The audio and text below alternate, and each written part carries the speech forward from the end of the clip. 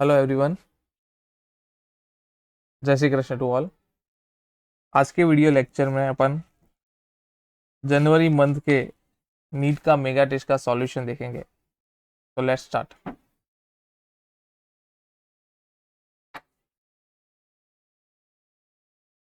First question is two rod of length d1 and d2 and coefficient thermal conductivity k1 and k2 दी है आपको। तो equivalent thermal conductivity क्या होगी? तो देखो, यहाँ पे सीधा ही दो रॉड और वो जो कि सीरीज में है, तो उसका थर्मल कंडक्टिविटी का फॉर्मूला आपको पता है कि equivalent is equal to L1 plus L2 अपन L1 अपन K1 प्लस L2 अपन K2।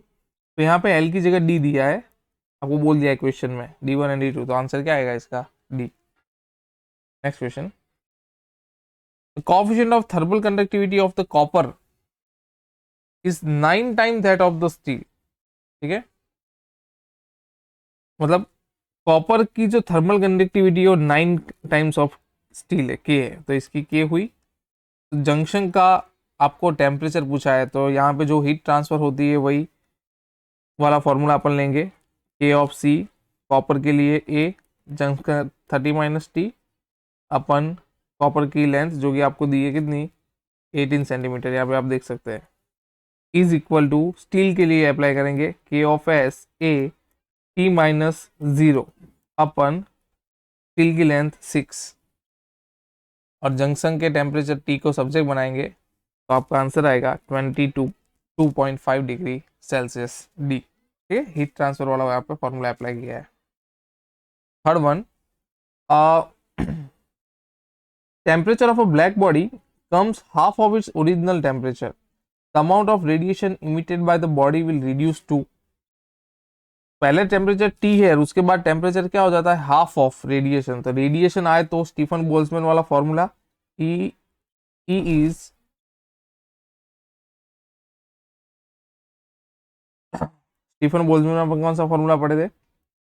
E is proportional to T/4।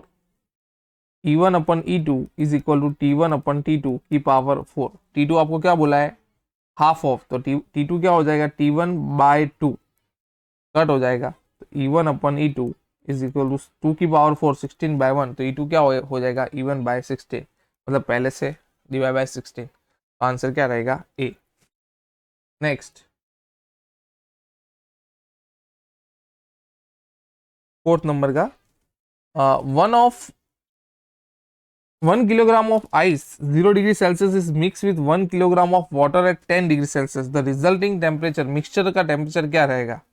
तो इसको बहुत तरीके से वैसे लॉजिकली भी करते हैं और एनर्जी से भी करते हैं कि जब वो 0 डिग्री सेल्सियस पे रहेगा, फोर्थ नंबर में एट 0 डिग्री सेल्सियस, तब उसके पास हीट कितनी होगी? तो Q1 is equal to 0 degree Celsius, तो आपको पता है लेटेंट हीट, तो Q1 is equal to ml 1 kilogram of water at 10 degree Celsius बराबर 1 किलोग्राम मतलब 1000 ग्राम, और लेटेंट हीट 80, ये कितना हो गया, 80 इंटू 10⁻³ Q1। और यही चीज एट वाटर बोला है आपको 10 डिग्री सेल्सियस पे हो, तो Q2 is equal to MS delta T, 1000 gram S1 और डेल्टा T, ये कितना हो जाएगा 10, तो ये कितना होगा 10 इंटू 10⁻³। आप देख सकते हो Q1 is greater than Q2 है, तो उसका टेम्परेचर कितना रहेगा, 0 डिग्री सेल्सियस रहेगा, मिक्सचर का टेम्परेचर। तो बी आंसर है 0 degree Celsius. Okay, fifth number का, क्योंकि मॉड्यूल में भी एक क्वेश्चन है फिफ्थ वाला, 10 gram of ice at 0 degree Celsius is kept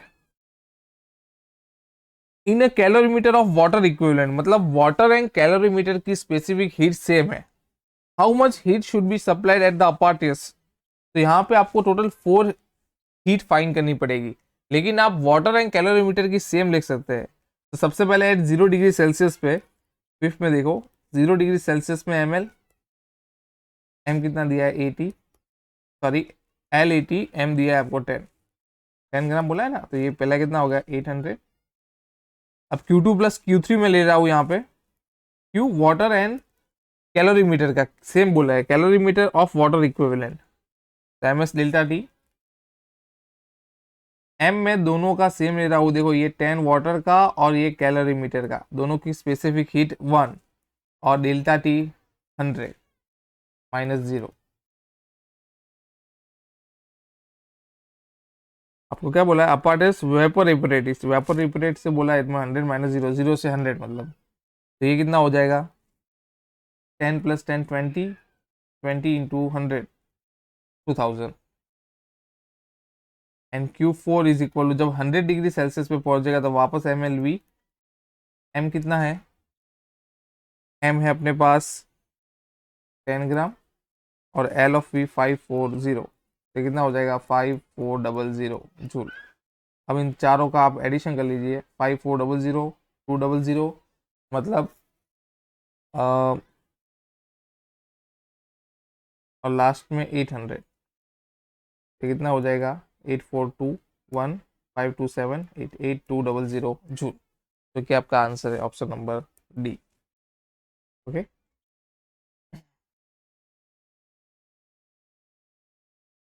next उसके बाद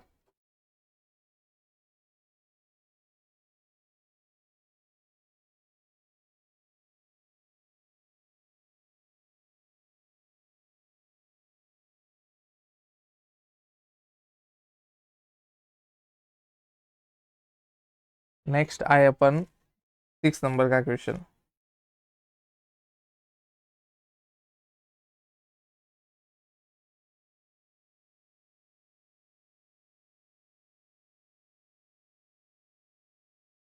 इस नंबर में देखो क्या बोला है, 2 bars of thermal conductivity K and 3K and length 1 centimetre and 2 centimetre दी है, 1 सेंटीमीटर एंड 2 सेंटीमीटर। ओके, तो यहाँ पे क्या फाइन करना है अपने को, यहाँ पे भी अब देखो लास्ट में टेम्परेचर ऑफ द फायर मतलब ज्वाइनिंग टेम्परेचर फाइन करना है, तो सीधा हीट ट्रांसफर वाला फॉर्मूला होगा इसके अंदर, के ए डेल्टा टी, मतलब K1A1 ले लेते हैं इस साइड के लिए, K1A1 डेल्टा टी जो कि है 0 - T अपन लेंथ 1 सेंटीमीटर, और यहाँ पे K2 जो कि है 3K, यहाँ पे K है और ये 3K, K2 T - 100 अपन लेंथ है 2। ओके, एरिया दोनों का सेम बोला है इक्वल क्रॉस सेक्शनल एरिया, के कट हो जाएगा यहाँ पे 3, यहाँ से आपको जंक्शन टेम्परेचर टी को सब्जेक्ट बनाएंगे तो आंसर आएगा D equal to 60 degree Celsius. ये भी सम अपना हो गया है क्लास के अंदर भी, 60 डिग्री सेल्सियस वाला।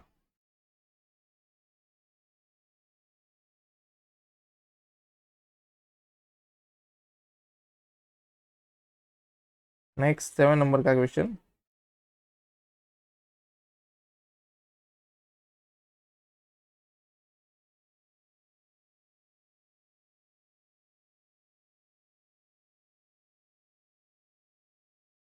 सेवन नंबर में आप देखो क्या बोला है, the length of radius of two rods made of material same material of radius 1 2 and 2 3, length का और रेडियस का आपको दे दिया है रेशियो, बराबर है। लेंथ का कितना बोला है L1 L2 1/2 एंड रेडियस का बोला है R1/R2 इज इक्वल टू 2/3। आपको क्या बोलते हैं, amount of heat flowing per second, amount of the heat मतलब H is equal to Q/T is equal to KA delta T अपन L फॉर्मूला है। इसका मतलब क्या हुआ, Q/T is proportional to area, area मतलब R² अपन लेंथ L, मतलब आपको सीधा रिलेशन फाइंड करना है, Q/T ऑफ 1 अपन Q/T of 2 is equal to R1/R2 का स्क्वायर, क्योंकि लेंथ इन्वर्सली प्रोपोर्शनल है तो यहाँ पे L1 और यहाँ पे L2 आएगा, वैल्यू पुट करनी है 2/3 का स्क्वायर, और यहाँ पे क्या है L1 जब L2 आपको दिया है 1/2, ये क्या हो जाएगा 2/1 हो जाएगा 4 8 एंड 3 का स्क्वायर 9, तो 8/9 आपका आंसर है। Clear, next.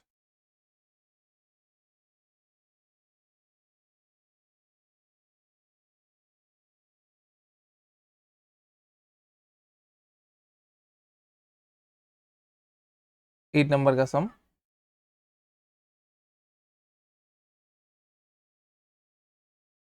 A pendulum clock has an iron pendulum 1 meter. Okay. Alpha of iron आपको दिया है। If the temperature raises by 10 degree the clock will be। अब देखो यहाँ पे आपको बोला है क्लॉक के अंदर क्या होगा, पर्टिकुलर टेम्परेचर और अल्फा आपको दिया है इसके बाद। तो इसका फॉर्मूला है clock get slowing by, decrement तो होगा ही लेकिन उसका फॉर्मूला क्या है, 1/2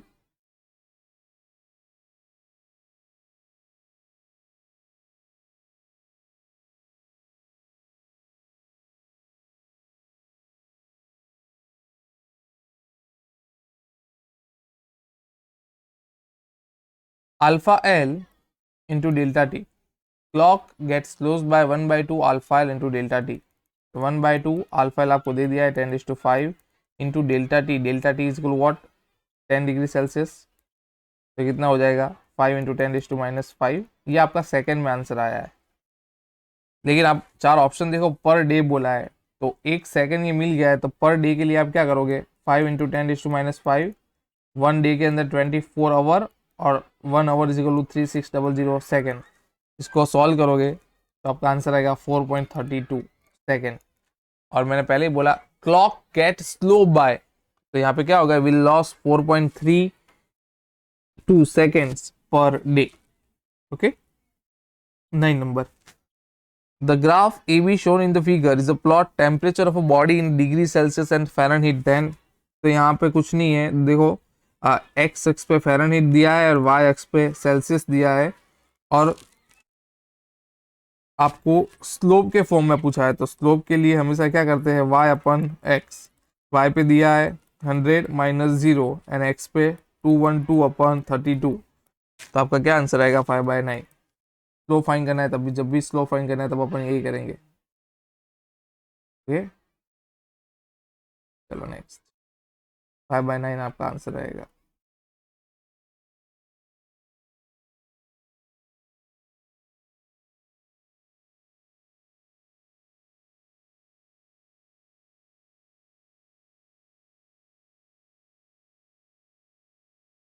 टेन नंबर,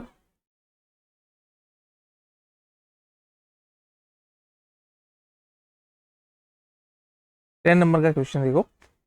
10 में क्या बोला है आपको, a liquid of mass m and specific heat c is heated to a temperature 2T, another liquid of mass m/2 and specific heat उसकी 2C बोला है and heated to temperature T, if these two liquid are mixed then resulting temperature। तो यहाँ पे अपन formula लेंगे m1s मतलब C delta T,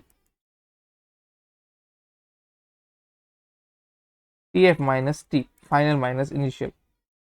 तो यहाँ पे m2 और उसकी स्पेसिफिक हीट बोली है आपको 2C into delta T. Delta T क्या बोला है, 2T माइनस TF। अब टेम्परेचर 2T हो रहा है, ठीक है। अब यहाँ पे मास क्या हो जा रहा है, m2 आपको बोला है, देखो मास इज m/2, m/2 हो जाएगा मास। पहला वाला m है तो m के कट, यहाँ से आप TF को सब्जेक्ट बनाओगे तो TF इज इक्वल टू आपका क्या आंसर आएगा, 3/2T। ठीक है, हीट ट्रांसफर वाला फॉर्मूला है। If a gas always boils low then the shape of the graph between PV and V। P versus T का नहीं बोला है, PV एंड T का बोला है बॉयल्स लो के लिए। PV एंड V का, T का भी नहीं। तो PV एंड V का क्या होगा, यहाँ पे ऑप्शन नंबर डी होगा for Boyle's law. PV versus V, this is constant stable.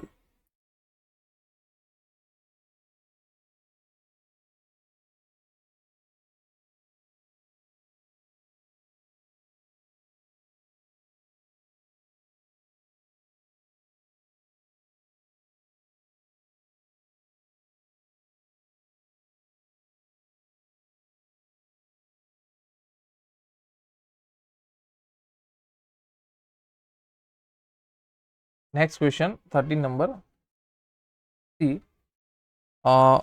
8 gram of O2, 14 gram of N2 and 22 gram of CO2 is mixed in a container of 10-liter capacity at 27 degrees Celsius. The pressure exerted by the mixture in terms of atmospheric pressure. तो आप देखो तीन अलग अलग gases दिए हैं, बराबर। तो आपको प्रेशर पूछा है, तो प्रेशर के लिए ideal gas equation PV is equal mu R T, बराबर है। लेकिन तीन अलग अलग गैसेस बोले हैं तो उनके मोल तीनों के अलग हो गए, mu one, mu two, mu three into R into T, बराबर। 8 ग्राम of O2, 14 gram of N2 and 22 gram of CO2। तो O2 के लिए 8 अपन O2, O2 कितना है 32 atomic mass, 14 upon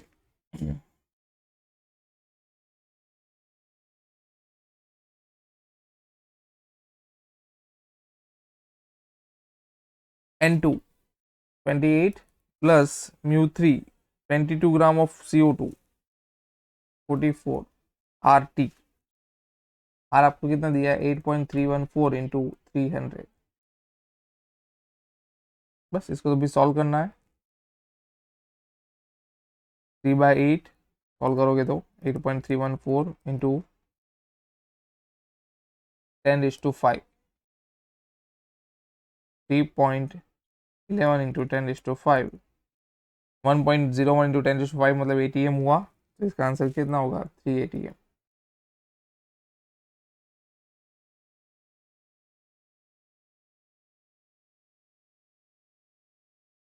number, a container is filled with 7 gram of nitrogen and 11 gram of CO2 at 290 Kelvin. If the pressure of mixture is 1 atm, then the density is what? देखो density find करनी है तो rho is equal to M by V. Mass तो आपको दे दिया है 7 gram of nitrogen, 11 gram of CO2 mass है अपने पास, वॉल्यूम नहीं है। तो वॉल्यूम कहाँ से लाओगे, PV is equal to mu R T से। तो V is equal to mu R T अपन पी। म्यू क्या होगा 7 ग्राम ऑफ नाइट्रोजन, तो 7 डिवाइड बाय नाइट्रोजन के लिए 28, 1/4 एक ये म्यू, प्लस दूसरा म्यू 11 ग्राम ऑफ CO2, तो 11 अपन 44, CO2 का 44 होगा 1/4 आर 8.314 और टी आपको दिया है कितना 290 kelvin, divide by P, P आपको दे दिया है कितना 180 मतलब 10⁵5। सॉल्व करोगे तो वॉल्यूम आपको मिलेगा 1205, 1205।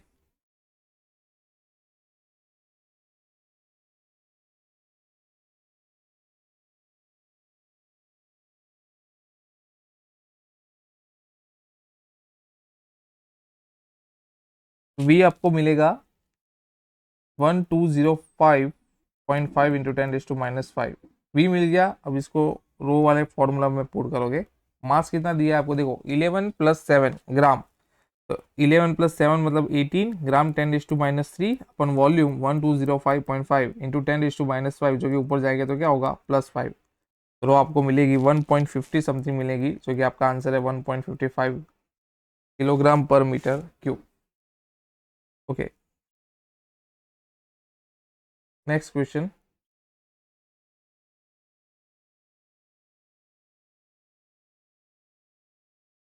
15 number.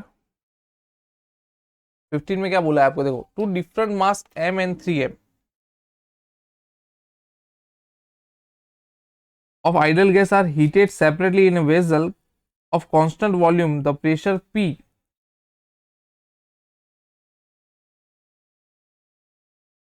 absolute temperature T for these two cases are shown in the figure A and B. The ratio of slope of what? तो P का फॉर्मूला है देखो 15 में, P is equal to PV is equal to nRT।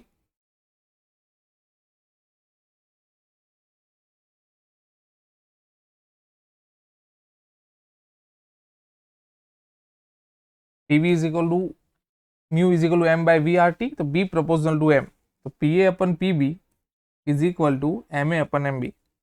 तब आपको मास देखो कितना बोला है MA का 3m अपन m, कट, तो रेशियो क्या आएगा पी और पीपी का 3:1। तो आंसर क्या रहेगा आपका ए। 16 नंबर का question, the molecular weight of O2 and H2, देखो दो अलग अलग गैस बोले हैं 32 एंड 2, एटॉमिक मास दे दिया, द रेशियो ऑफ VRMS, तो VRMS का फॉर्मूला है VRMS is equal to √3RT/m। Okay, O2 की अगर मैं बात करूंगा तो क्या आएगा 3RT/32,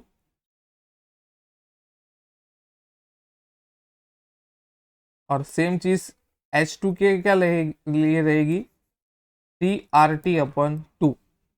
दोनों का आप रेशियो लोगे V of H2 and V of O2, तो उसका रिलेशन क्या आएगा V ऑफ O2/H2। H2 अगर नीचे ले रहे हो तो H2 के लिए डिवाइड बाय 2, और यहाँ पे क्या आ जाएगा O2 के लिए 16, 32 मतलब, तो 16 × 1 मतलब 16 × 1, 16 का रूट क्या निकलेगा 4 × 1।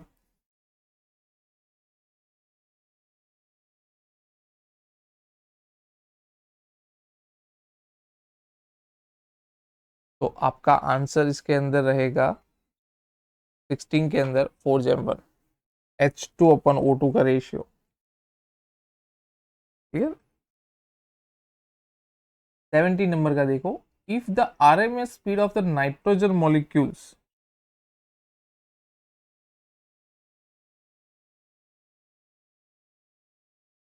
of the gas at room temperature is 500, nitrogen molecule के लिए मैं बात करूं तो √3RT/18 इज इक्वल आपको कितना दे दिया है 500। Then the RMS speed of the hydrogen molecule क्या होगी, तो हाइड्रोजन के लिए क्या होगा √3RT/हाइड्रोजन के लिए 2, वो कितनी होगी, तो इसको मैं ऐसा कर सकता हूँ 3RT/2 को 14 से मल्टीप्लाई करूँ, आप देखो 3RT/√28, वो तो आपको दे दिया है 500, 500 इंटू √14, सीधा आपका आंसर आएगा 1870 metre second inverse.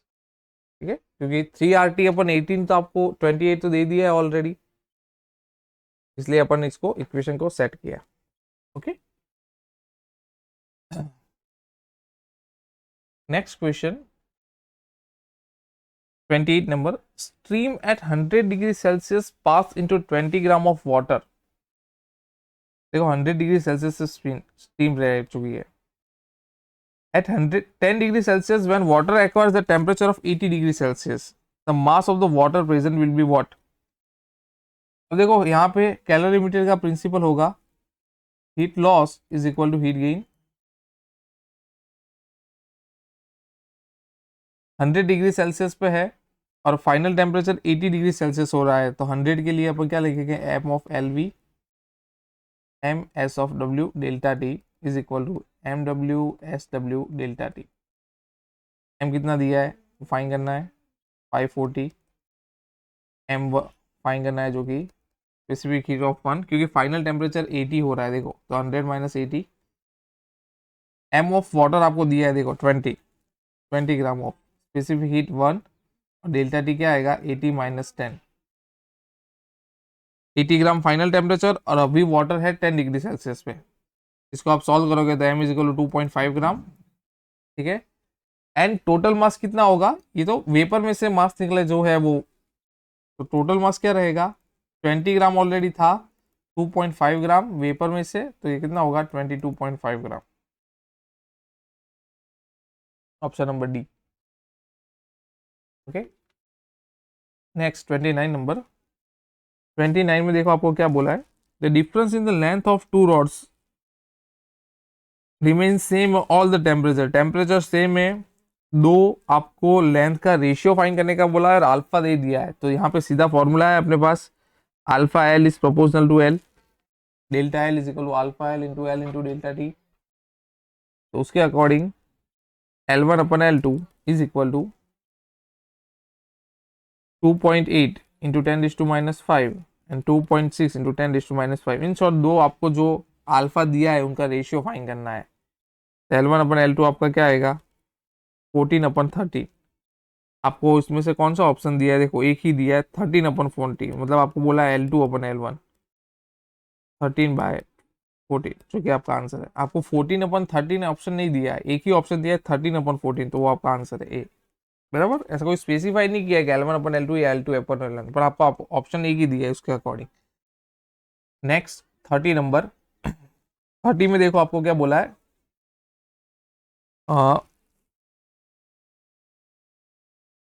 Container of volume 1000 centimetre cube fill with liquid is heated by 100 Kelvin, then how much liquid will overflow. तो ये आपका अल्फा वी है और ये अल्फा एल है, और दो अलग अलग अल्फा पे आपको फाइंड करना है. तो फर्स्ट अपने पास वॉल्यूम लिक्विड है, तो वॉल्यूम एक्सपेंशन का फॉर्मूला होगा delta V is equal to alpha V into delta T. 1 के लिए मैं अगर लूँ तो alpha V is equal to 4 into 10⁻⁶. Volume कितना है 1000 और डेल्टा टी 100, तो ये कितना होगा 4 इंटू 10⁻⁻1. चलो delta V two same formula, लेकिन अब आपको अल्फा एल दिया है तो ये 3 अल्फा एल होगा into V into delta T. तो 3 इंटू अल्फा एल जो कि है 10⁻⁶, वी 1000 और ये 100, तो ये कितना होगा 3 इंटू 10⁻⁻1. इन दोनों का डेल्टा ले लो, डिफरेंस ले लो. Delta V net is equal to 4 into 10⁻1 minus 3 into 10⁻1. ये कितना होगा 0.1 सेंटीमीटर का क्यूब. 4 माइनस 3 मतलब 1 इंटू 10⁻1 मतलब 0.1. तो ऑप्शन नंबर ए आपका राइट आंसर है. ठीक है, चलो next.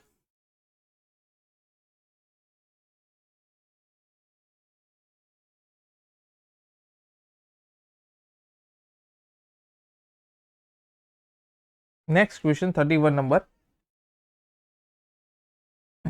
The specific heat of water is this and latent heat of ice is 3.4. 100 gram of ice at 0 degree Celsius is placed 200 gram of water at 25 degree Celsius. The amount of ice melt का exercise में भी आपका ये सब है. Specific heat is equal to latent heat.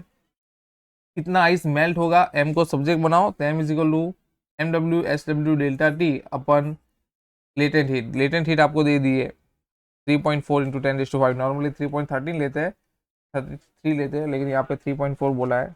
Value put करोगे तो आपका आंसर आएगा 0.0617 किलोग्राम, जिसको आप ग्राम में कन्वर्ट करोगे तो 61.7 ग्राम. Next 32 number. 32 में देखो एक आपको ग्राफ दिया है और बोला है 4 ऑप्शन में से कौन से सेट हो गए ग्राफ के अकॉर्डिंग. इसका answer option number B. B में देखो 1 and 4. The region of AB region represent ice and water in thermal equilibrium. क्योंकि 0 डिग्री सेल्सियस पे आइस एंड वाटर दोनों होगा, मेल्ट होना वो स्टार्ट होगा, तो वाटर भी है एंड आइस भी है.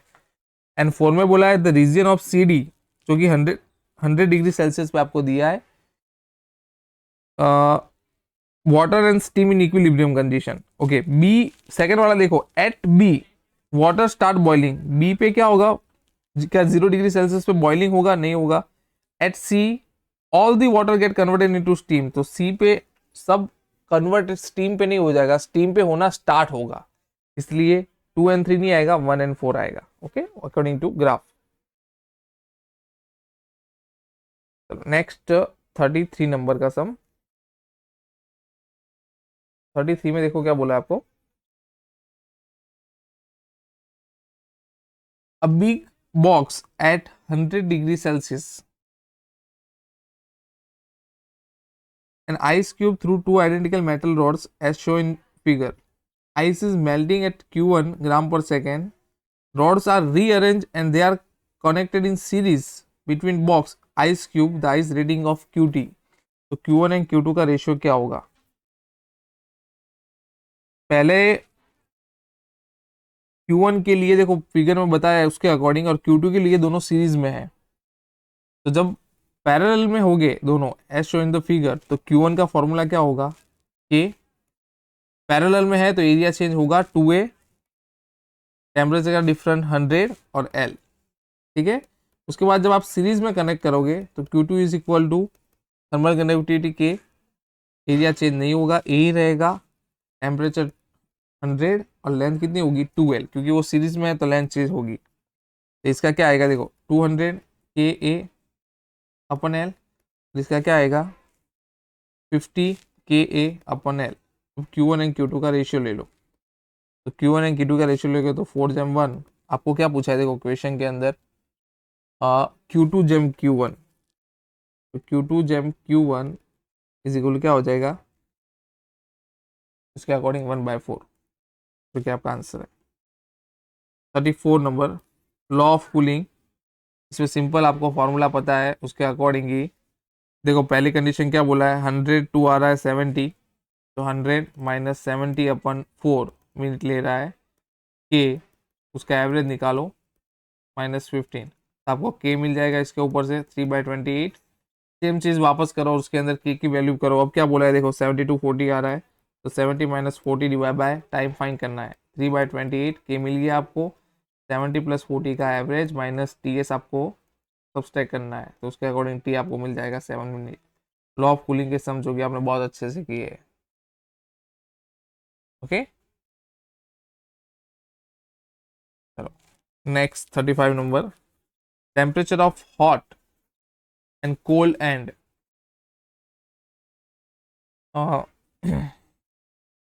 of a 20 centimeter long rod in thermal steady state are 100 degrees Celsius and 20 degrees Celsius respectively. The temperature at the center of the rod. तो टेम्परेचर ग्रेडियंट का अगर मैं फॉर्मूला लूँ, तापमान प्रचलन,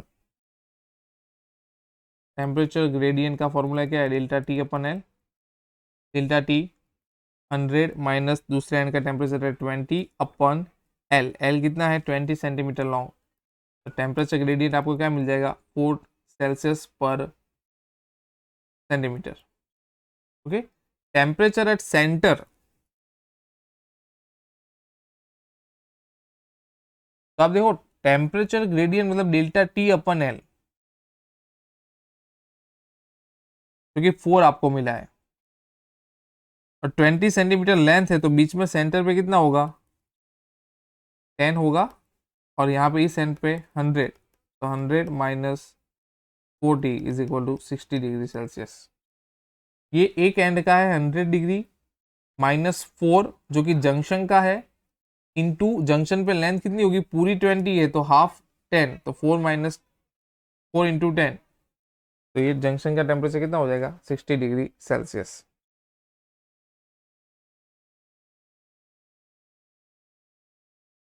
thirty six number, the equation of state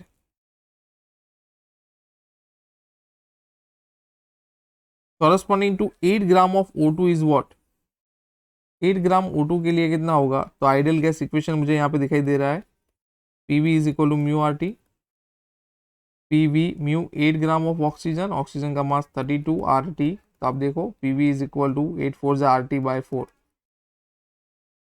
आपका answer रहेगा 36 में B. 37, air field 60 degree Celsius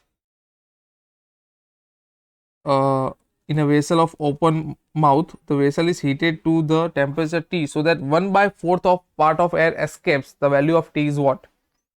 तो आइडल गैस इक्वेशन पर आप देखो पहला मास 38 में पहला मास m है और उसके बाद 1/4 एस्केप हो जा रहा है, तो उसका मास कितना होगा m1 m है और m2 कितना हो जाएगा m minus m/4 is equal to 3m/4 बराबर। तो आपको क्या पूछा है वैल्यू ऑफ टी इज, तो P V is equal to mu RT, mu is equal to m/ma RT, gas कोई चेंज नहीं हो रहा है, तो टी टेम्परेचर के अकॉर्डिंग रिलेशन क्या मुझे मिल रहा है T is inversely proportional to m, तो T2/T1 is equal to m1/m2, T2/T1 m1 m है m2 है 3m/4, mm कट तो T2 अपन T1 इक्वल 4, T1 को मैं वहां पे लेके जाऊँ तो मुझे क्या मिलेगा, देखो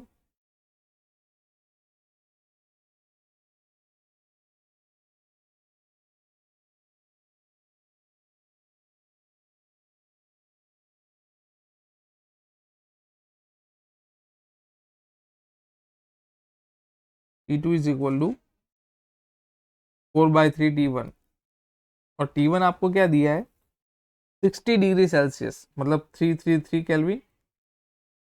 ये कितना हो जाएगा 444 केल्विन आएगा आंसर, लेकिन आपको पूछा है सेल्सियस के अंदर, तो सेल्सियस में कितना बनेगा इसका आंसर 171 डिग्री सेल्सियस, जो कि आपका आंसर है।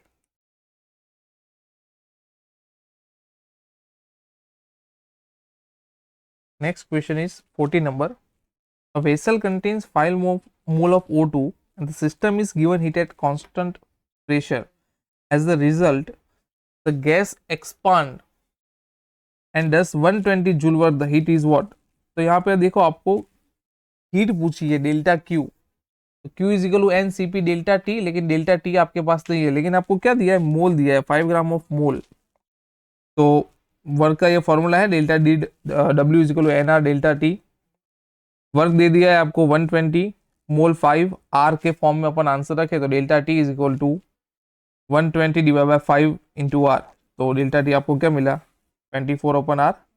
एनर्जी पूछी है तो energy Q is equal to N C P delta T.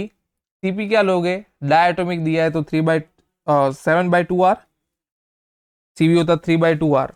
N C P delta T 5 mole दे दिया है एन, 7/2r, और डेल्टा टी अभी आपने आर के फॉर्म में फाइंड किया 24/r। R R cut 60 into 7 420 joule, जो कि आपका आंसर है सी। उसके बाद नेक्स्ट क्वेश्चन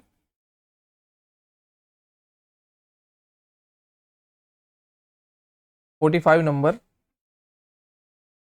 45 में देखो आपको क्या बोला है,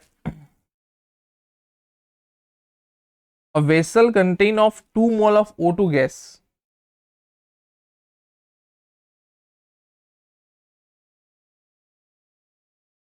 one mole of O2 gas at a temperature T and the pressure of the gas is P, so identical vessel containing of helium gas is what? दो अलग अलग गैस के अकॉर्डिंग बोला है, तो P V is equal to mu R T, pressure find करना है, तो P is proportional to mu T, R constant है, तो P two upon P one is equal to mu two upon mu R, और T two upon T one.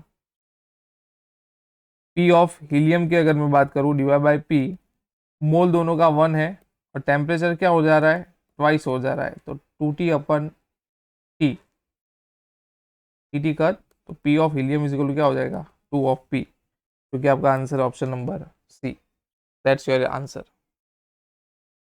Okay,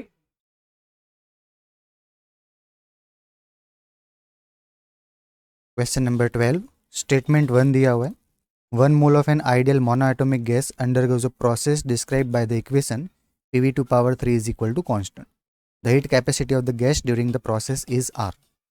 तो देखिए students, यहाँ पे आपको पॉलीट्रॉपिक प्रोसेस दी हुई है। पॉलीट्रॉपिक प्रोसेस में आप जानते हो जो फॉर्मूला है वो क्या होता है, PV to power X is equal to constant. Okay, और यहाँ पे एक्स की जगह आपको क्या दिया हुआ है 3 दिया हुआ है। तो अगर हम इसकी हीट कैपेसिटी फाइंड करें तो हीट कैपेसिटी का फॉर्मूला बनता है C is equal to C V plus R upon 1 minus X. C V किसका लेंगे, मोनोएटॉमिक गैस का, जो कि होता है 3r/2 plus R upon 1 minus X की जगह ले लेंगे 3। सिंप्लीफाई करने पे आप आंसर गेट करोगे आर, मतलब कि यहाँ पे आपको जो स्टेटमेंट में दिया हुआ है वो करेक्ट है। यहाँ पे जो स्पेसिफिक हीट है वो कितनी आ रही है, आर के इक्वल, मतलब कि गैस कांस्टेंट के इक्वल आ रही है। इसका मतलब ये हुआ कि स्टेटमेंट 1 करेक्ट है हमारा। स्टेटमेंट 2 देखिए, for polytropic process P V to power gamma is equal to constant, heat capacity of gas is given by C is equal to C V plus R upon 1 minus alpha. तो ये तो वही बात हुई कि आपको जो ऊपर दिया हुआ है एक्स की जगह हमें क्या लगा देना है, सिर्फ अल्फ़ा लगा देना है। तो एक्स की जगह अगर हम अल्फ़ा लगा देंगे तो इक्वेशन बनेगा P V to power alpha is equal to constant, okay, और उसका स्पेसिफिक हीट का जो फॉर्मूला है वो क्या बनेगा, तो C is equal to C V plus R upon 1 minus alpha, right. तो यही चीज़ आपको स्टेटमेंट 2 में बताई गई है, तो मतलब कि हमारा स्टेटमेंट 2 भी क्या है, करेक्ट है। तो मतलब कि दोनों स्टेटमेंट करेक्ट हैं, तो इसके अकॉर्डिंगली हमारा जो आंसर है वो क्या रहेगा, कि both statement 1 and statement 2 are correct, मतलब कि ऑप्शन डी जो है वो हमारा करेक्ट आंसर रहेगा। Students, I hope you can understand. उसके बाद देखते हैं क्वेश्चन नंबर 18। तो 18th क्वेश्चन में आपको दिया हुआ है gas is compressed from 10 metre cube volume to 4 metre cube volume at constant pressure of 50 newton पर metre square by giving it 100 joule of heat energy, the internal energy of the gas will. तो students यहाँ पे हम लगाएंगे law of conservation of energy, मतलब कि first law of thermodynamics. तो first law of thermodynamics से हमारा Q is equal to W plus delta you. Q आपको दे रखा है, इसको मैं रफ कर देता हूँ।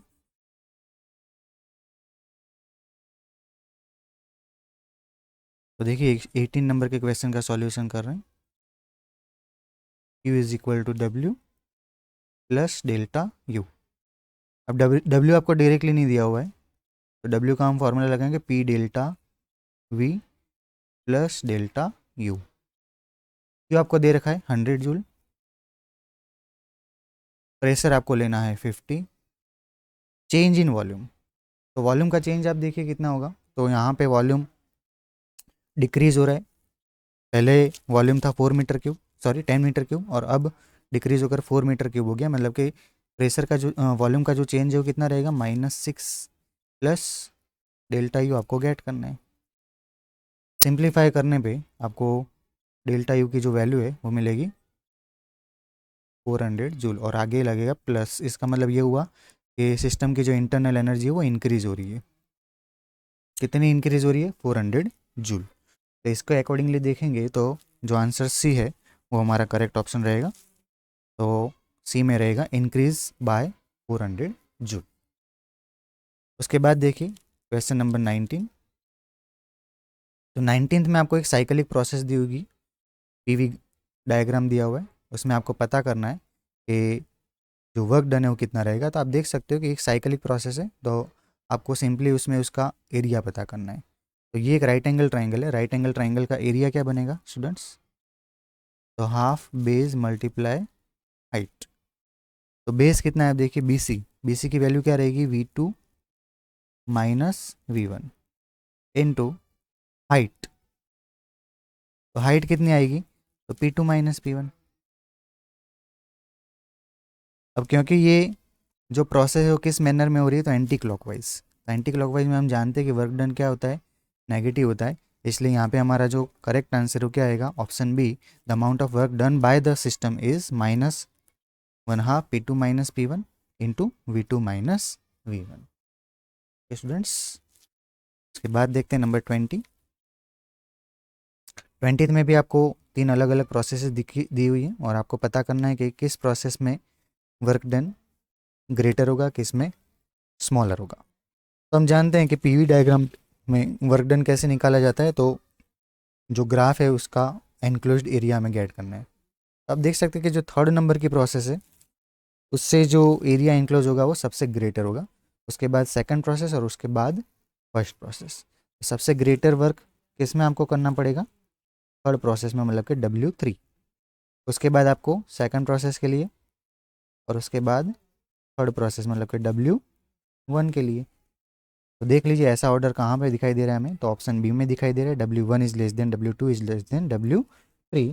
तो इसके अकॉर्डिंगली हमारा जो आंसर है वो क्या बनेगा, ऑप्शन बी बनेगा। ओके स्टूडेंट्स, के बाद देखते हैं नंबर 21। इसमें आपको heat rejected by the gas पता करना है। अब क्योंकि एक साइक्लिक प्रोसेस है, तो साइक्लिक प्रोसेस में हम जानते हैं डेल्टा यू मतलब कि चेंज इन इंटरनल एनर्जी क्या बनेगा, 0 बनेगा। तो मतलब कि आपको जो क्यू फाइंड करने को बोला है वो हम किससे फाइंड कर सकते हैं, वर्क डन W से फाइंड कर सकते हैं। अब क्योंकि ये एंटी क्लॉकवाइज प्रोसेस है, तो मतलब यहाँ पे भी वर्क डन कैसा रहेगा, नेगेटिव। और वो कैसे फाइंड करेंगे हम, तो ये जो एरिया एनक्लोज है वो आपको गेट करना है। अब देखिए यहाँ पे आपको एक रेक्टेंगुलर शेप दिया हुआ है, रेक्टेंगुलर शेप का जो एरिया है वो क्या होता है, तो लेंथ मल्टीप्लाई ब्रेथ, ठीक है। सबसे पहले तो माइनस लगा देते हैं आते, तो लेंथ देखिए आप कितनी लेंगे हम, ए बी लेंथ कितनी है, तो 300 माइनस 100 मतलब कि 200 मल्टीप्लाई ब्रेथ, तो ब्रेथ कितनी है आप देख सकते हो, 200 मल्टीप्लाई 100 किलो पास्कल, मतलब कि हो जाएगा, सॉरी यहाँ पे आपको वॉल्यूम सेमी क्यूब में दिया है, तो मल्टीप्लाई बाय हमें क्या करना पड़ेगा, 10⁻⁻6 करना पड़ेगा। मल्टीप्लाई आप प्रेशर आप देखेंगे कितना बन रहा है, तो डी ए की वैल्यू हो जाएगी 200 माइनस 100 मतलब कि 100 किलो पास्कल, मतलब कि 100 इंटू 10⁻³ होगा, तो उसको हम डायरेक्टली क्या लिख सकते हैं, 10⁵ लिख सकते हैं स्टूडेंट्स। तो ये हो जाएगा -20, तो हीट रिजेक्टेड, तो heat rejected by the system हमें कितने मिलेगी, -20 जूल, मतलब कि ऑप्शन बी हमारा करेक्ट आंसर रहेगा। उसके बाद देखिए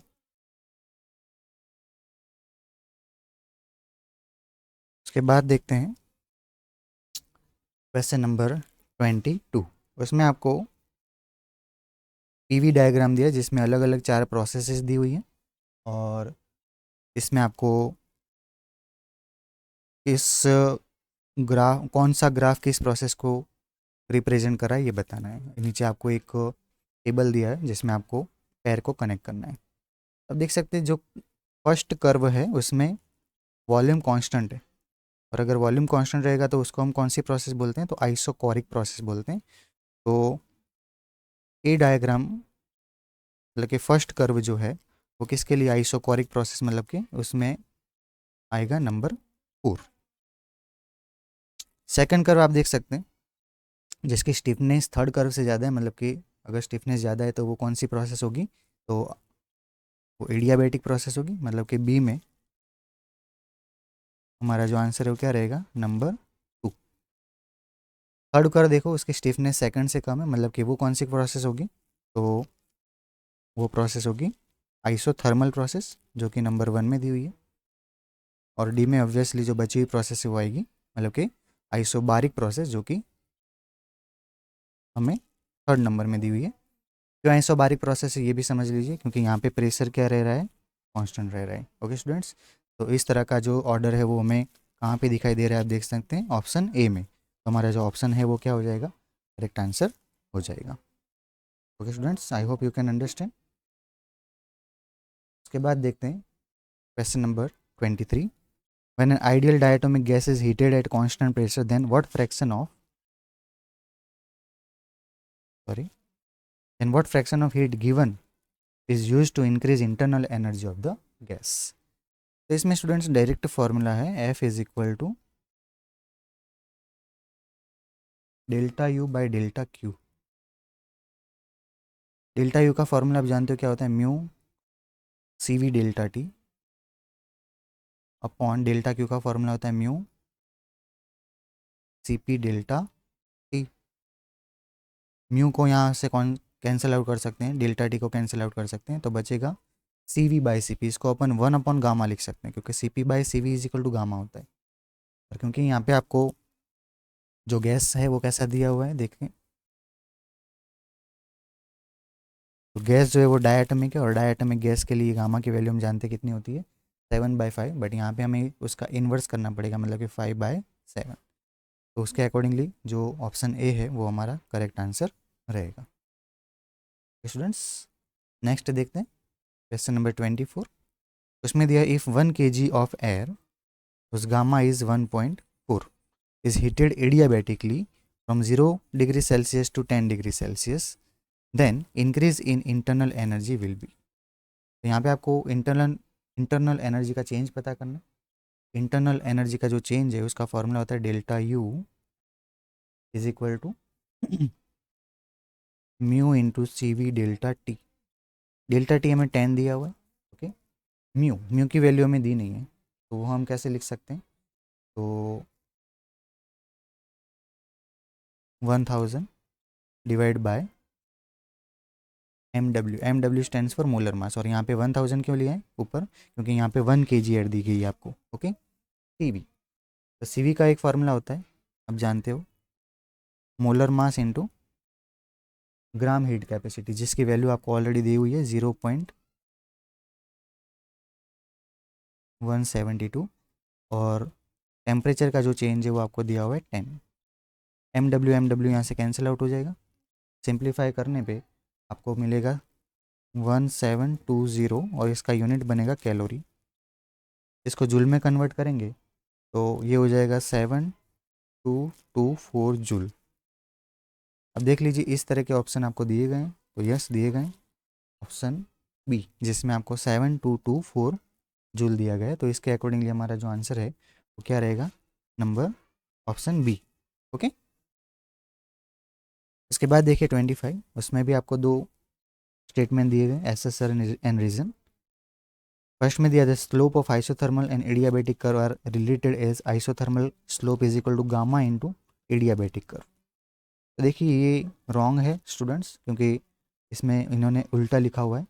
एक्चुअल में क्या होना चाहिए, एडियाबेटिक कर्व का जो स्लोप है वो आइसोथर्मल स्लोप के कर्व से गामा टाइम्स होता है, मतलब कि एसर्सन जो है वो रॉन्ग है।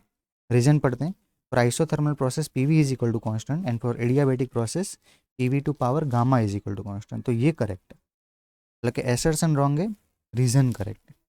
देखिए उस तरह का ऑप्शन यहाँ पे कहाँ पे दिया हुआ है, ओके ऑप्शन सी में दिया हुआ है कि A is false but R is true.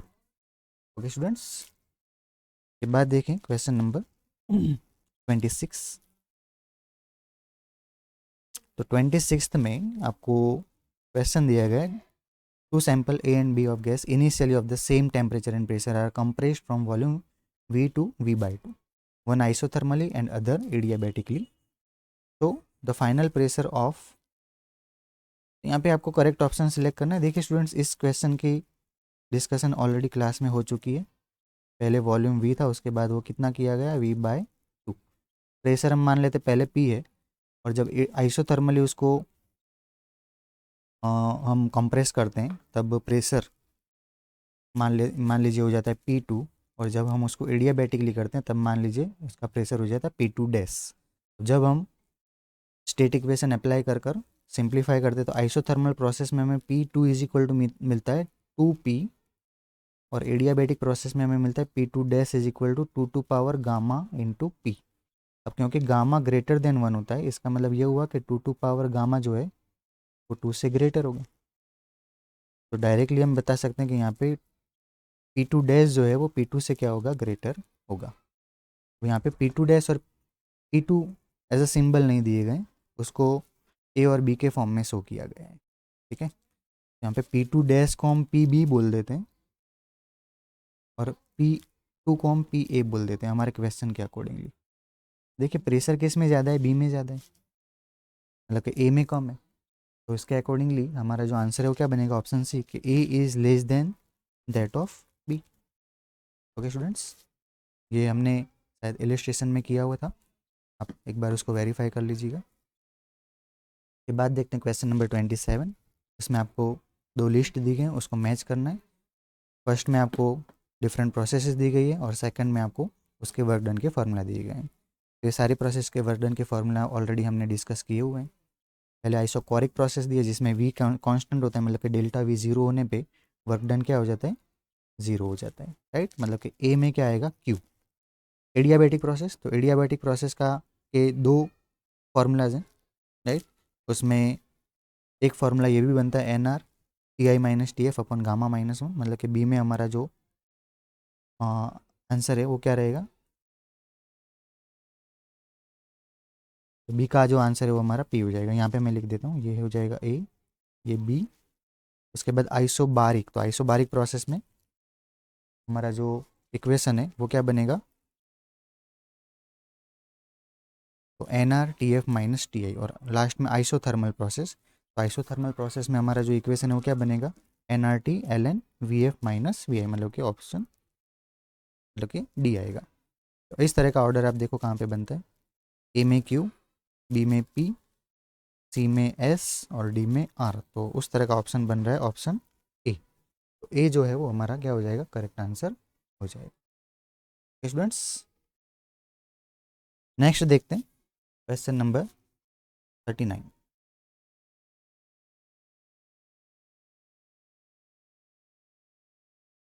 39th में fixed mass of gas is given 200 calorie of heat if its volume increase from 1 litre to 2 litre against atmospheric pressure then calculate the rise in internal energy of the gas. तो simply इसमें आपको हमारा first law लगाना है, thermodynamics का first law. Formula है हमारा Q is equal to W plus delta U। Heat given आपको दी हुई कैलोरी में 200 कैलोरी, उसको जूल में कन्वर्ट करोगे तो कितना हो जाएगा 840 जूल। डेल्टा यू आपको गेट करना है वर्क डन। वर्क डन हम P डेल्टा V फार्मूला से गेट करें तो प्रेशर आपको दिया हुआ है 1 एटमॉस्फेरिक प्रेशर मतलब 10⁵ और वॉल्यूम का चेंज कितना होगा तो आप देखिए 1 लीटर से 2 लीटर हुआ मतलब कि वॉल्यूम का चेंज हो जाएगा 1 लीटर मतलब कि 10⁻³ मीटर क्यूब। इन दोनों को मल्टीप्लाई करने पे आपको वर्क डन मिलेगा 100 तो डेल्टा यू आपको फाइंड करना है। तो सिंप्लीफाई करने पे डेल्टा यू आपको मिलेगा 840 - 100 मतलब कि 740 जूल। ये आपको दिया गया ऑप्शन नंबर डी में, तो डी जो है वो हमारा करेक्ट आंसर रहेगा।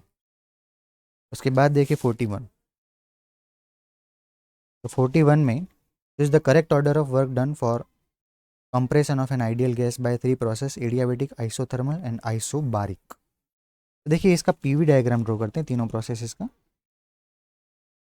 नंबर 41 है ये,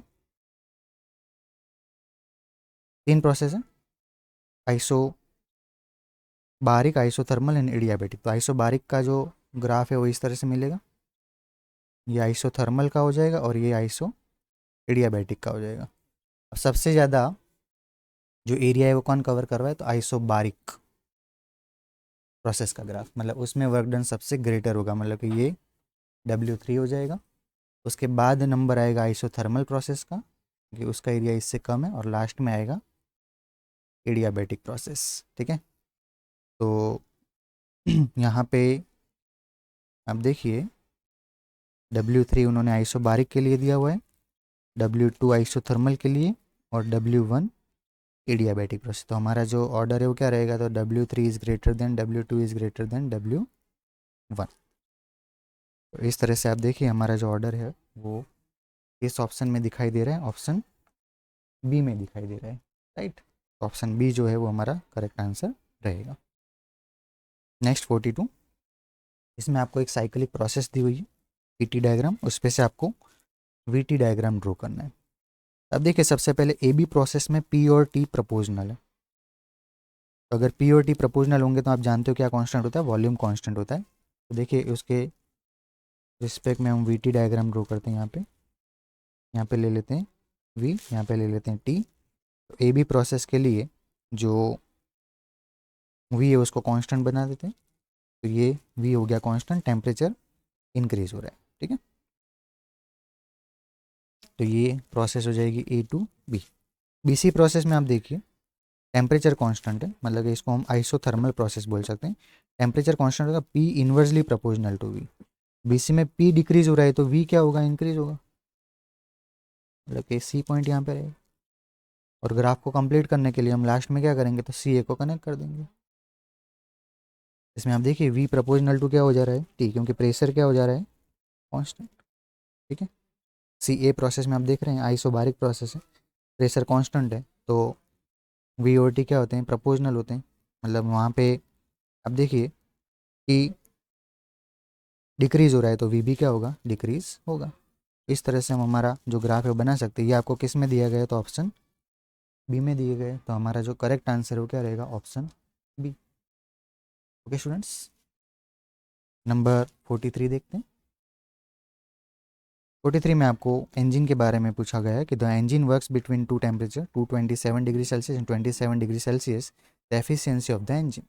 एफिशिएंसी का फॉर्मूला हम जानते हैं, eta is equal to 1 - T2/T1। Temperature को कंपलसरी आपको केल्विन में कन्वर्ट करके रखना है। T2 जो है वो स्मॉलर टेम्परेचर होता है जो कि आपको 27 डिग्री सेल्सियस दिया हुआ है, इसको केल्विन में कन्वर्ट करने पे कितना हो जाता है 300 केल्विन। और T1 आपको दिया गया 227 डिग्री सेल्सियस मतलब कि 500 केल्विन। सिंप्लीफाई करने पे आएगा 200/500, इसको 100 से मल्टीप्लाई कर देंगे तो ये 2 0 और ये 2 0 कैंसिल आउट हो जाएंगे, 5 4 जा होता है 20, मतलब कि आंसर क्या आएगा आपका 40%, ऑप्शन ए। उसके बाद देखते हैं नंबर 44। 44 में what is the amount of work that will be done on extracting 1 joule of heat energy from the body at temperature 27 degree Celsius and releasing to environment at temperature 127 degrees. अब देखें यहाँ पे हमें smaller temperature से heat को extract करना है, मतलब कि ये रेफ्रिजरेटर की बात हो रही है। तो रेफ्रिजरेटर के लिए हमें वर्क डन पता करना है, तो उसके लिए हम उसके कोफिशिएंट ऑफ परफॉर्मेंस के दो फार्मूलाज हैं, Q2/W और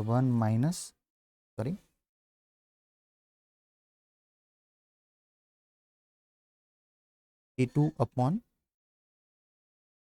- T2। इन दोनों को क्या कर सकते हैं, कंपेयर कर सकते हैं। Q2 जो कि आपको दिया गया है 1 जूल, W आपको गेट करना है, T2 तो T2 मतलब कि स्मॉलर टेम्परेचर जो कि आपको 27 डिग्री सेल्सियस दिया गया, जिसको केल्विन में कन्वर्ट करने पे कितना हो जाएगा 300। T1 आपको दिया है 127 डिग्री सेल्सियस मतलब कि 400 केल्विन, और T2 अगेन कितना ले लेंगे 300। तो 1/W इज इक्वल टू हो जाएगा 300/100। दो जीरो को कैंसिल आउट करने पे फाइनली W आपको मिलेगा 1/3 जूल, जो कि आपको ऑप्शन बी में दिया हुआ है। Okay students.